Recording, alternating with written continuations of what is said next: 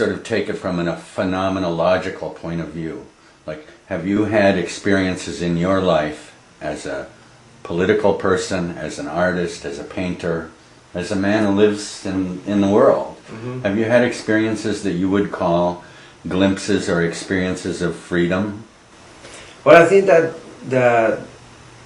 art as a practice, art praxis, is a practice of freedom. And I think that art is also the limit of freedom, because after art, which to me is the realm of the symbolic, those things that cannot be expressed or construct through the other codes, like the linguistic code or the ideological code.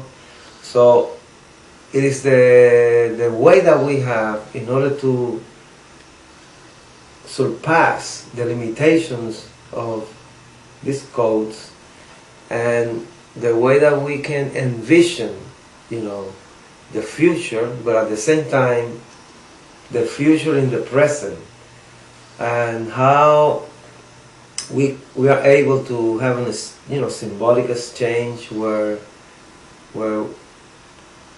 it's not a substitute of religion, but it is what provides us with some kind of understanding, of making sense of existence. And I think that art has done that through history in different ways. It's like thinking about ourselves. It's like life talking about life and giving some responses.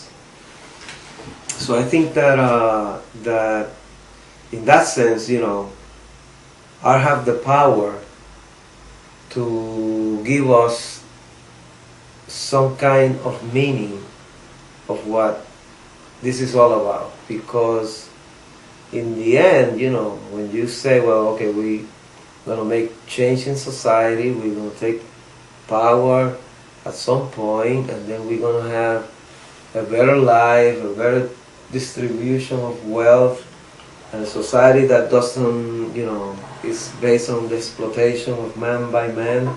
But then, for what? Right? So you ask a more philosophical question: why do we want to achieve all these things? And I think it's because it will be, of course, the way that it will be a human solidarity and cooperation in trying to live according to the highest, ideas and ideals of humanity, but at the same time with the understanding that we live in a conflict, a world of conflicts, and that contradictions will never be resolved completely. So that we have to understand, like the Greeks create, tragedy in order to have some consolation of the reality that, once you die, it's over, but at the same time you can be, you're able through art to make it, to give a continuity, ¿verdad? Generation,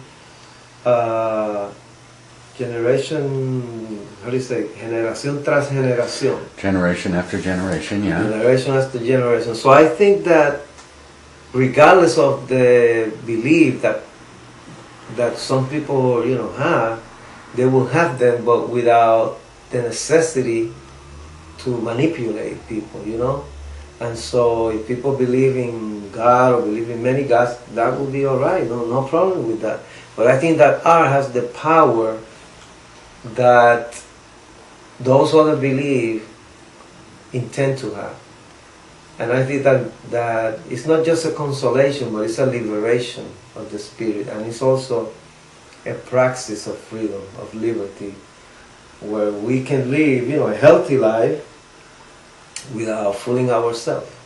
And I think that's the model that Marx was trying to use when he was trying to figure out how to compare mythology with the scientific method.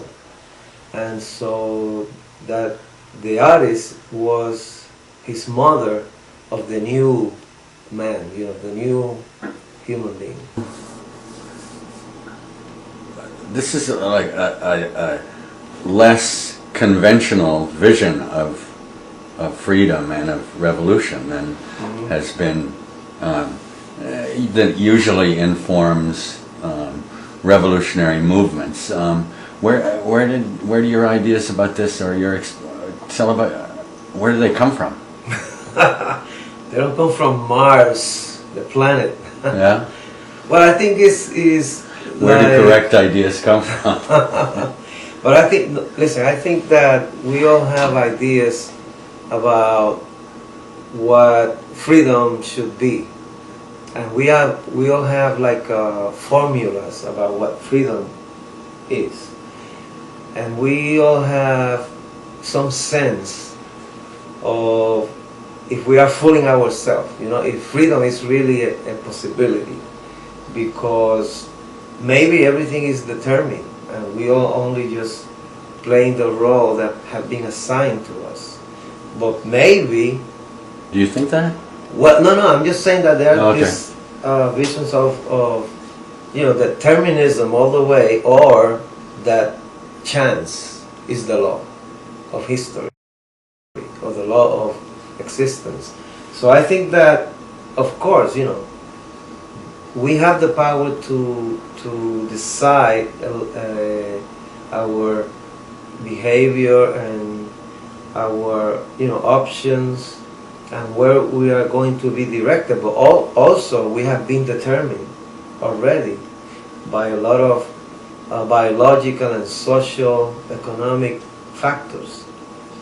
So I think it's a dialectical situation, where you have to deal with what happened before, with what you are, and what we can do of what they have done of us, which is something of a Sartrean view, Well, and maybe it's a little bit more like Foucauldian idea as well, because it takes the thing you said about Juan Antonio Corretger and about experiences of freedom in the struggle for freedom is something about power.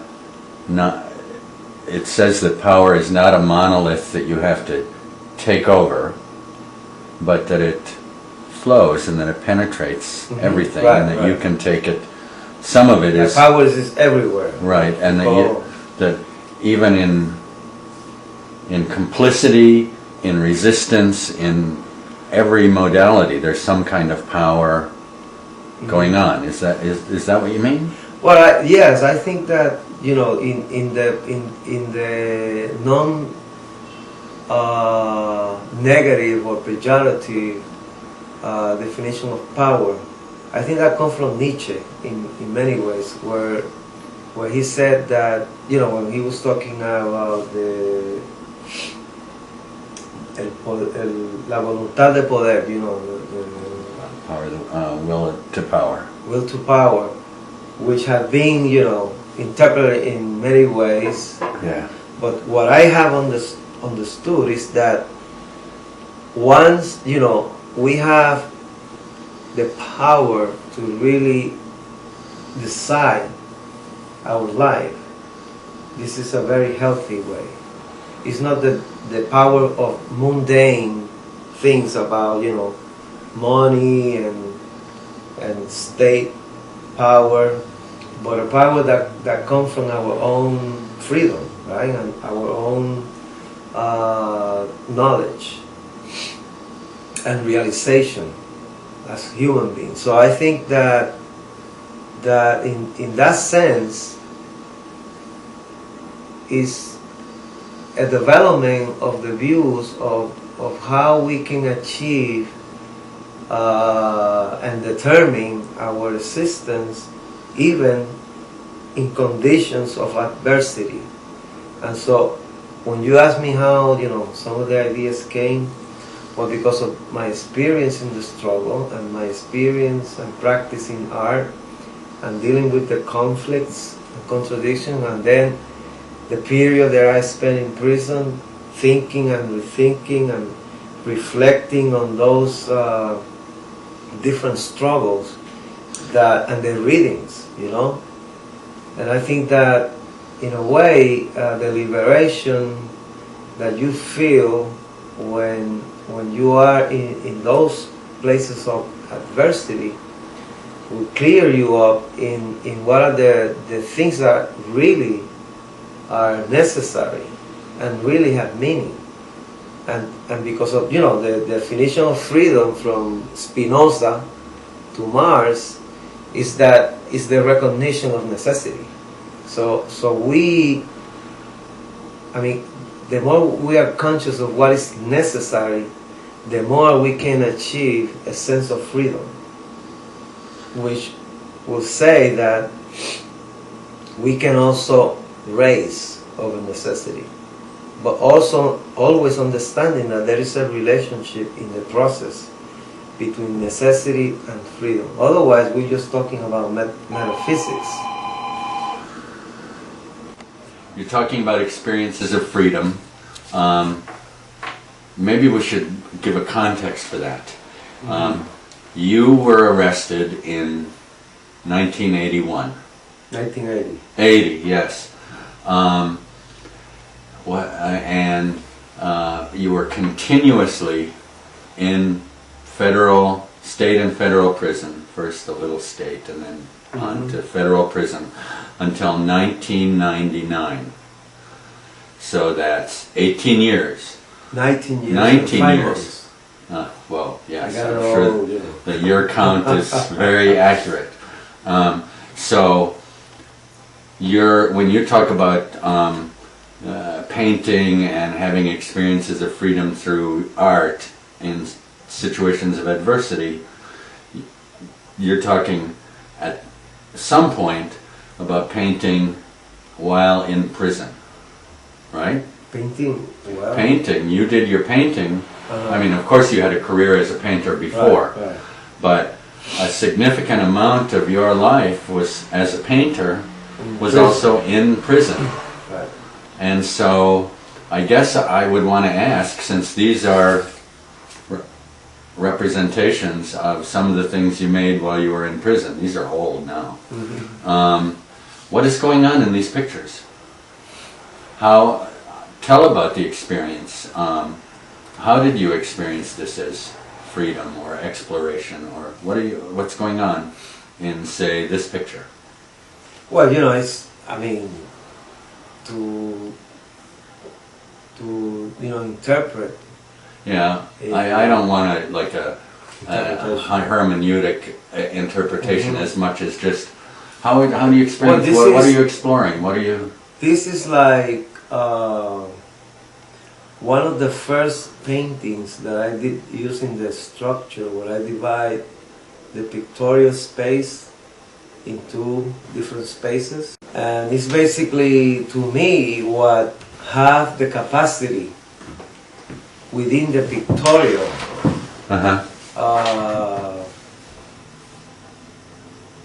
expression to make a symbolic representation of conflict, of dialogue, of exchange. And in here you have a female and a male, but also you have like a composition where you have different images within the main image. And it could be, constructed in a diversity of ways. Sure. Okay?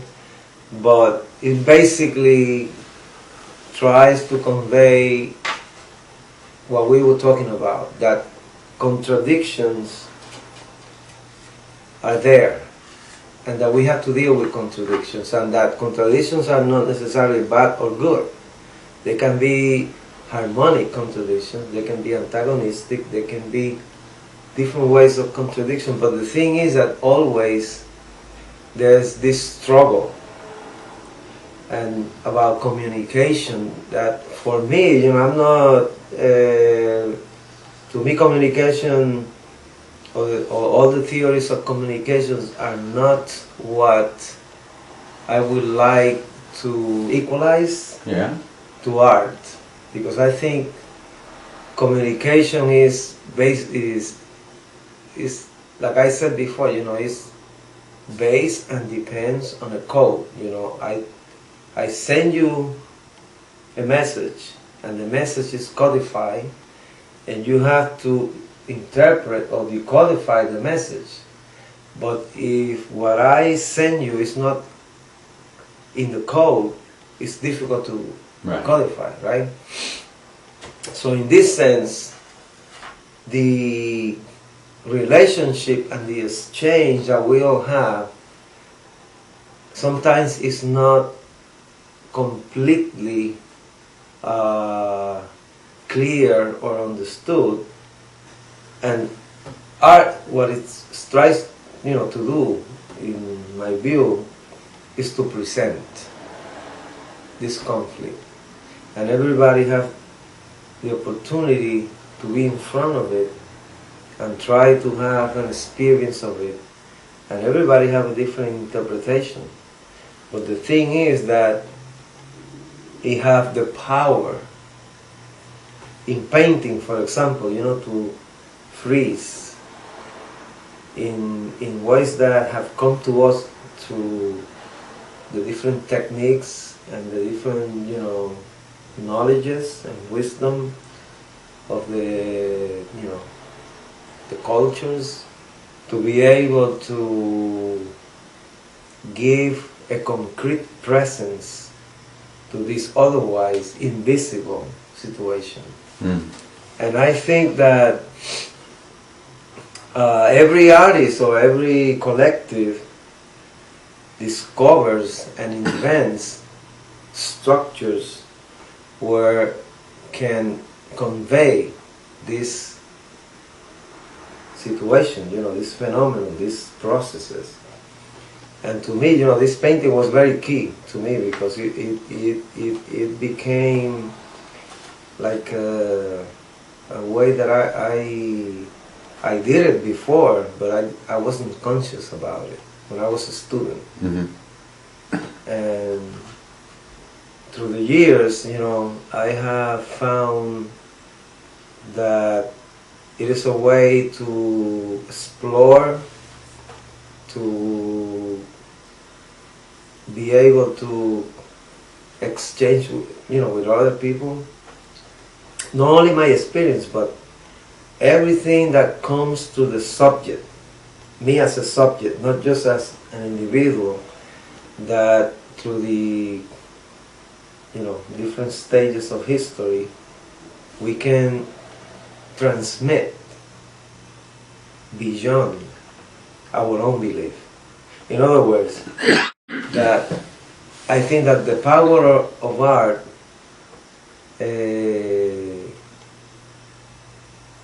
is based on the fact that the person who is creating or constructing or writing or painting or doing the movie or whatever, that goes beyond the person who's doing it, because it's a collective experience, and it's a historical experience, and it's also beyond the historical thing.